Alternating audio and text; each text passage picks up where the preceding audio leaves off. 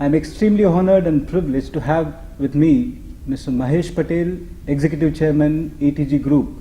Sir, it's a privilege to have you here amidst us. Thank you so much for that. I have some questions which I wanted to start the interaction with. ETG has been a recognized global leader in its chosen segment. What is most interesting is ETG has so finely balanced the social perspective into its business and has demonstrated a new way of doing business that is sustainable, socially responsible, at the same time profitable as well. You are a visionary and architect of ETG Group. Please take us through the journey of ETG. Thank you. First, I thank you for inviting me to participate in this conference. And it's also our privilege to ensure and see that it adds value. ETG started its journey from Kenya in 1967. And our aim first was to ensure the staple food of Africa, which is maize and beans, are grown by the smallholder farmers and made self-sufficient rather than getting imported from international countries. And our first focus was to ensure how we move towards farmers, motivating them to grow. And we got successful into ensuring that through smallholder farmers, the staple food was available in the year 2000. Okay. And thereafter we saw that these farmers can grow something more, and we focused on them advising and supporting them to grow pulses for the Indian and Middle East market, sesame for Japan and Turkey, Korea and China markets, as well as cashew nuts.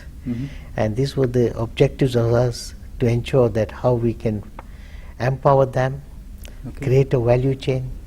And Africa has been slowly and steadily growing, and how we can empower people of this country and make them self-sufficient and self-reliable. And we slowly and gradually, over a period of time, we've been able to procure up to as we sit now, up to 5.2 million tons. 5.2 million. Yes, and out of that, nearly 80% comes from smallholders. So millions of smallholders have benefited and from various commodities, cashew, maize, beans, pulses of different sorts, as well as oilseeds. And we still feel that there's a further opportunity from the same very farmers and from the same very land to make the yield grow 5 to 10 folds by helping them and assisting them with from a hoe to a little bit of semi-mechanization, improved seeds, right fertilizer, and pro-harvest loss, supporting them and ensuring they're able to improve on it slowly and gradually. So this is still a further challenge we have. And our slogan of our group is, as they grow, we grow. And we feel that Africa today is the future, where we can feel that 60% of the world's arable land is still available in Africa, which will help not only for Africa, along with the rest of the world as well. So that's what we have. That's excellent. So this is a cashew conference. I want to ask specific questions on cashew. In your opinion, what are the key trends shaping this global cashew sector? The response to that is, in my view, most defined factor of cashew value chain is necessary, with institution as well as the government participation, along helping and educating the smallholder farmers. I see the future is bright. This conference, I think, we take a lot back, whereby empowering them and increasing the production of cashew in Africa and with quality is very essential. Sir, you are in a host of commodities, if I may say so. You are in pulses sector, you are a global leader in pulses sector, you are in sesame and so on and so forth.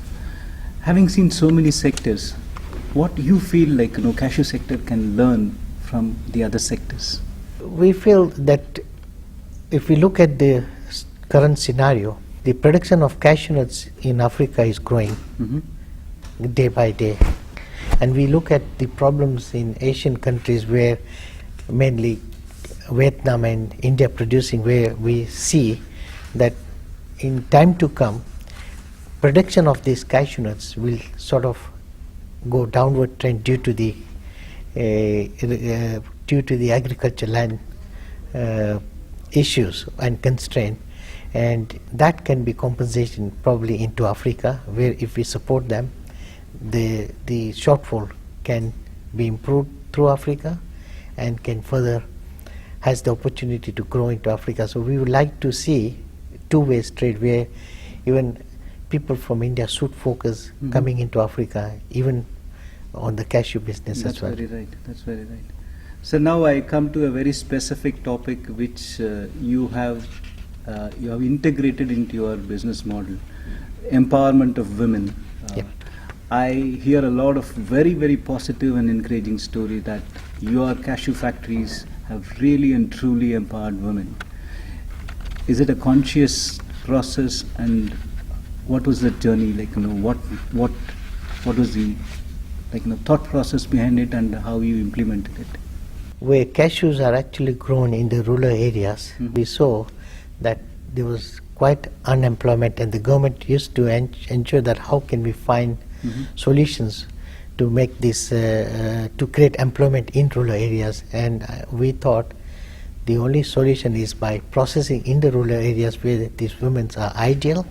Correct. And they do require income. They're staying below $1 poverty, and how can we can improve on that, and that slowly and gradually, I think, is the answer to your question. And we feel we started slowly and gradually, and we see the efficiency into these women coming, and slowly we are increasing it gradually.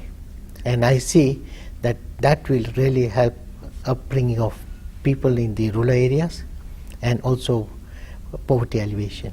And the future is bright, because if we look at the total production of Africa today is 50%, which is 1.5 million, and not even 10% is being processed in Africa.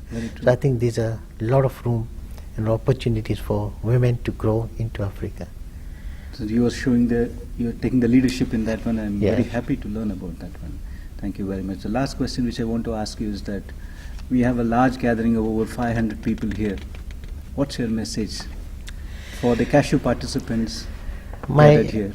My message is that, yes, this conference really brings people together. We have a lot of knowledge to share with each other.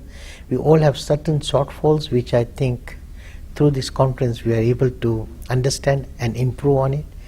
And also at the same time, we feel that about the future, cashew demands are increasing slowly, day by day, 8 to 9%. And we feel, where will that be fulfilled? And that could be through Africa, and it is an opportunity even people from other countries, from Asia, especially India and Vietnam, to start investing into Africa and move on with production, and not only with that, as well as improve on the industry further. So you are inviting people from India and Vietnam to engage more closely with the Africa? Yes, and that is the develop and grow for the betterment of everybody's? Yeah, that's the future. And also the African leaders are encouraging that, and this is the right opportunity. So I think this opens doors for everybody to understand, collaborate, and also at the same time there's a welcome opportunity from the African leaders that people please come into Africa and invest. Thank you so much. It was such a pleasure talking to you, sir. Thank you. Good evening to you. Good evening.